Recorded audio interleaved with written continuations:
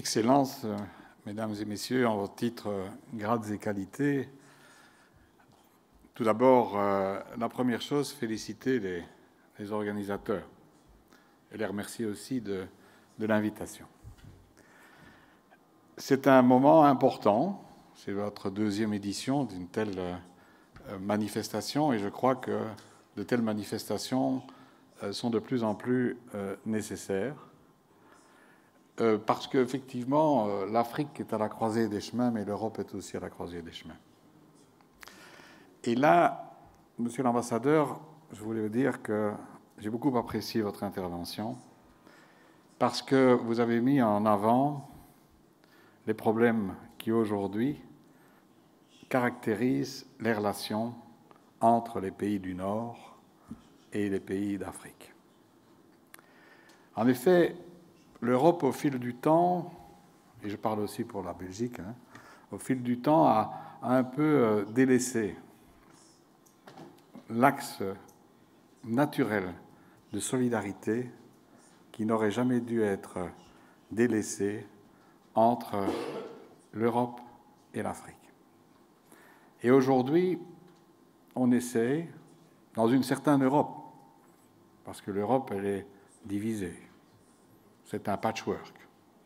Vous avez les pays qui bordent la frontière avec la Russie, vous avez les pays du Sud, et vous avez le cœur, le noyau ici, la Belgique, le Luxembourg, un peu les Pays-Bas aussi, l'axe France-Allemagne qui existe et qui n'existe plus, qui ont des peines à exprimer des positions communes face aux grands défis.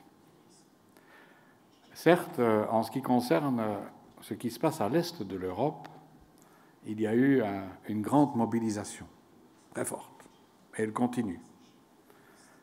On a une appréciation par rapport au respect du droit international. On est très sévère par rapport à la Russie, et à juste titre. On est un peu plus discret et plus réservé par rapport à ce qui se passe entre Israël et la Palestine. Et en ce qui concerne la situation en Afrique, on en parle peu ou très peu, y compris dans nos parlements. Pas plus tard qu'hier, j'ai interpellé encore notre ministre de la Défense.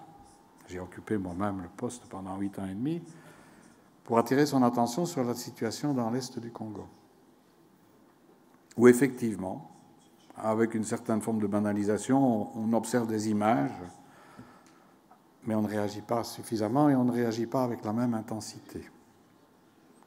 C'est très difficile de faire prononcer par les responsables européens, y compris à la Commission européenne, le terme sanction par rapport à Israël et le terme sanction par rapport au Rwanda. Il ne peut pas y avoir deux lectures du droit international. Et donc ça, c'est un des premiers principes que l'Europe doit faire accepter. Ensuite, on ne doit pas se limiter à l'humanitaire. On doit aussi veiller, peut-être, à être aux côtés des peuples qui doivent se défendre. Et on doit aussi comprendre les choses.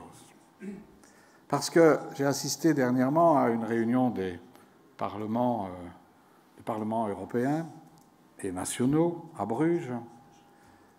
Figurez-vous que j'ai été le seul à parler Afrique à un certain moment. L'ensemble des parlementaires qui étaient présents là-bas, représentant leur parlement, parlaient effectivement de l'Ukraine, pas d'Israël-Palestine, la menace de guerre, l'OTAN, augmenter nos dépenses militaires, etc., au détriment d'autres dépenses sociales, par exemple. J'étais le seul à parler de cela, et il y a une phrase qui m'a choqué, qui venait d'un représentant de la Commission européenne, c'était de dire « Nous ne pouvons pas perdre l'Afrique ». Alors là, je peux vous dire que mon sang n'a fait qu'un tour.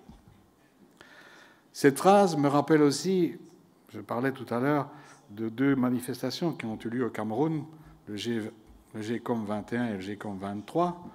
Et quand je suis arrivé pour la première fois au Cameroun pour cette réunion des villes et des communes camerounaises, l'ambassadeur de France m'a dit « Bienvenue chez nous ».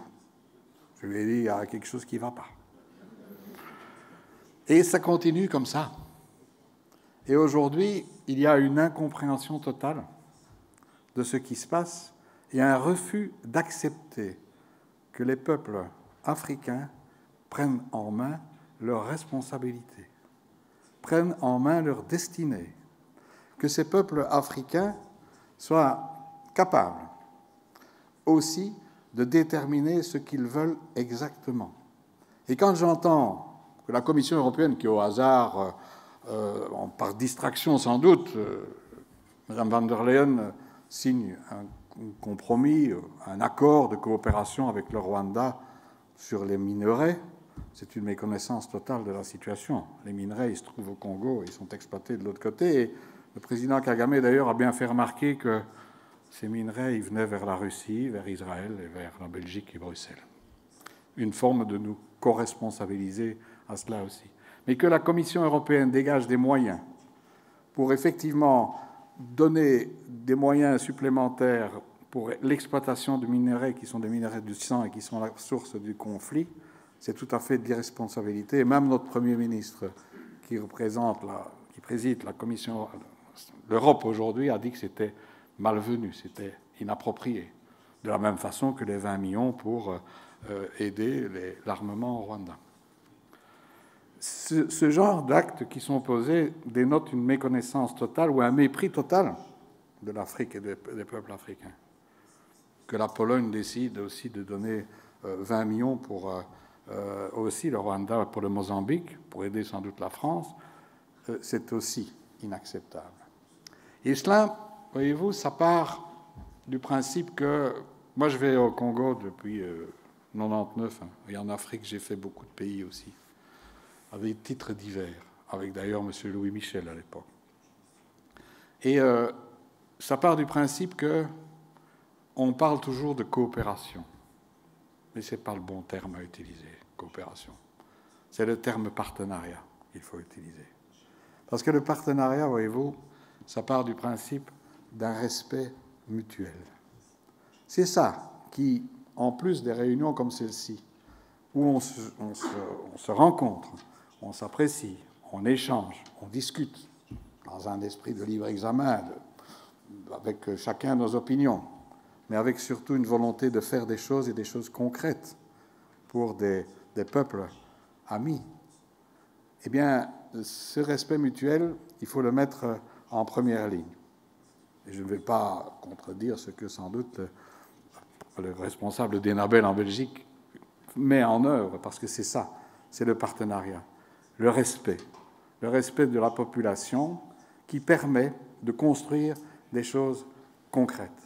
Mais alors, de grâce, abstenons-nous, que ce soit au niveau de l'Europe et dans nos pays, abstenons-nous, lorsque nous approchons l'Afrique et les peuples africains, abstenons-nous de dire aux autres ce que nous croyons être bon pour eux.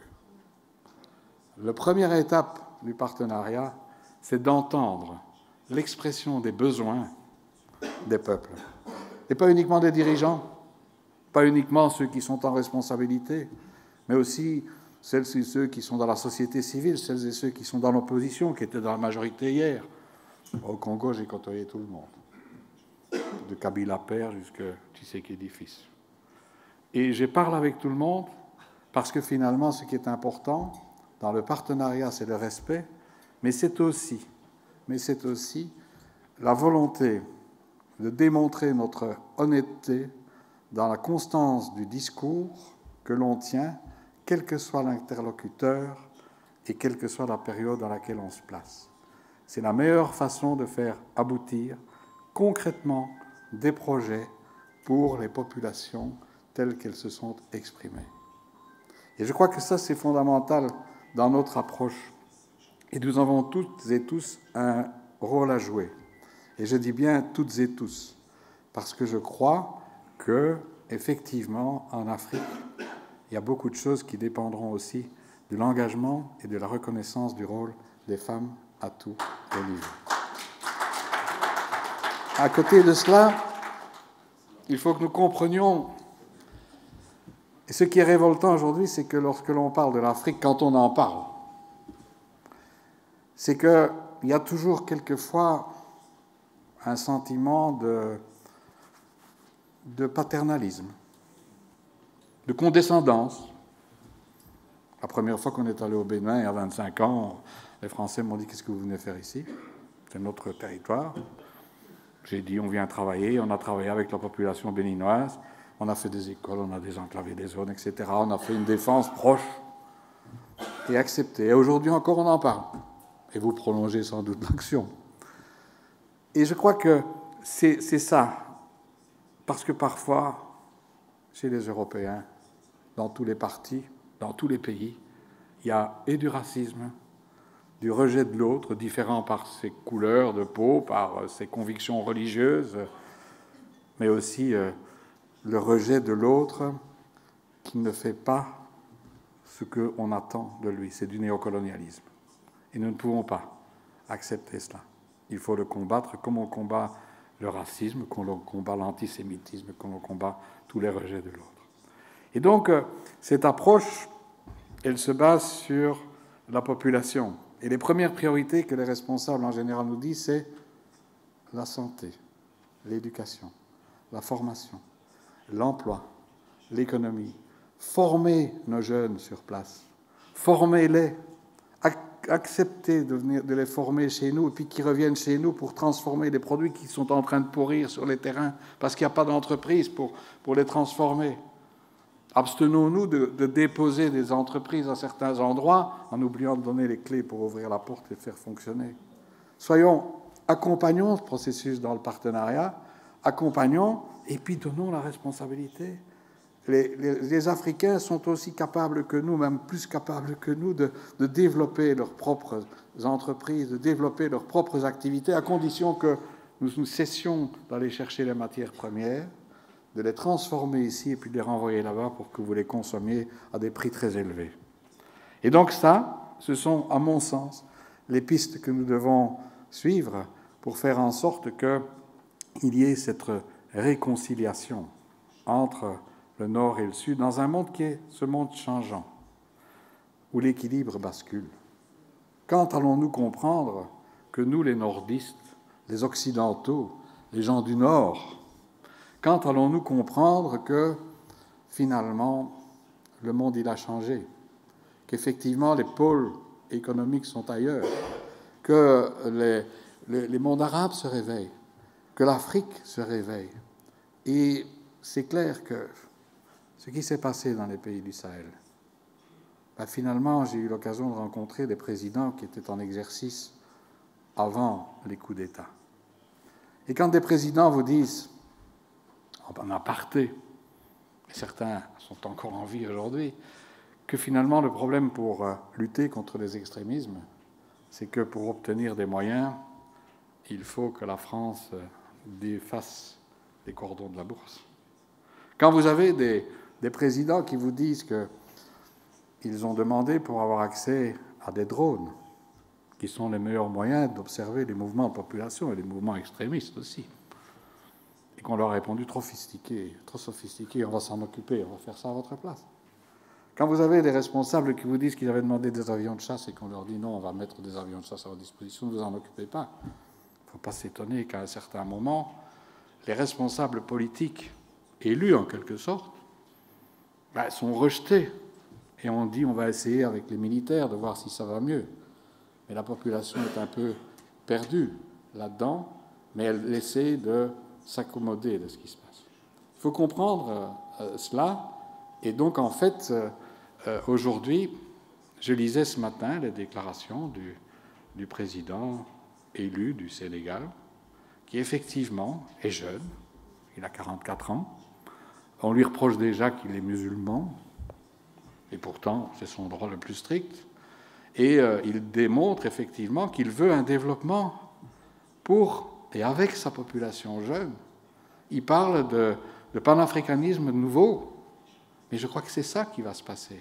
Et donc nous devons intégrer cela, et nous devons accepter cela dans cette nouvelle réalité pour finalement travailler ensemble dans le respect des autres et dans le partenariat, et ne pas vouloir imposer notre modèle, considérant que notre modèle belge, notre modèle européen, notre modèle occidental soit une référence. Le monde a changé. L'avenir, il appartient à l'Afrique. L'avenir de notre planète, il est basé sur l'Amérique latine et l'Afrique. Le bassin de l'Amazone, le bassin du Congo, c'est ça notre avenir. Et nous devons arrêter finalement le rachat des crédits carbone. Des provinces entières sont rachetées pratiquement pour nous permettre à nous de continuer à vivre un peu normalement au détriment des autres qui doivent valoriser. Donc cet avenir, il est là, il est aussi là avec la jeunesse. Vous avez la jeunesse. Nos peuples sont vieillissants. La Russie vieillit, la Chine vieillit, les États-Unis vieillissent très fort, même par leurs dirigeants. Et quelque part, ben oui, c'est un constat, je suis désolé. Mais quelque part, la jeunesse, elle est là, et c'est votre jeunesse, les échanges qui doivent se faire. Et plutôt que d'avoir un pacte migratoire qui va à nouveau fermer nos frontières, qui va à nouveau conforter l'Europe forteresse, qui va à nouveau nous faire croire que l'Europe peut tout acheter, même y compris acheter certains États pour reprendre chez eux des immigrés. C'est scandaleux. La Turquie n'est pas dans l'Europe, mais on la paye pour garder derrière ses frontières des réfugiés. Le Rwanda est payé par le Danemark pour accueillir des réfugiés. C'est inhumain, c'est inacceptable. Et on peut être le courage de revoir cela et dans une solidarité de faire en sorte qu'il y ait des échanges, qu'il y ait un va-et-vient entre le Nord et le Sud. On ne peut pas, je le disais tout à l'heure, on ne peut pas continuer à ignorer ou ne pas suffisamment tenir en éveil les problèmes qui se passent en Afrique pour essayer d'apporter une aide, mais sur base de demandes qui sont exprimées par les peuples africains et par leurs responsabilités. On ne peut pas continuer cela. Il faut faire preuve, inverser le processus et donner en quelque sorte un sens à une solidarité qui n'aurait jamais dû perdre de son intensité. Et ça, je crois que c'est une des missions importantes de l'Europe qui est à la croisée des chemins. On va voir ce que vont donner les prochaines élections européennes dans notre pays. Je vous rassure, je ne suis pas candidat, donc je parle à l'aise. On va voir ce que ces élections vont nous donner, mais on a quand même des pires craintes à avoir que les forces du rejet et des extrémismes n'accentuent encore la frontière entre le Nord et le Sud et portent à nouveau préjudice à ces partenariats, portent préjudice aux populations, les frères et sœurs qui sont en Afrique et que nous devons absolument être à leur côté pour ensemble être partenaires et avoir un retour chacun équilibré de finalement deux activités que nous menons ensemble. Voilà, j'ai peut-être été un peu long, mais je suis encore un peu parlementaire et donc quelque part ne m'en voulez pas. Bon travail et merci à vous.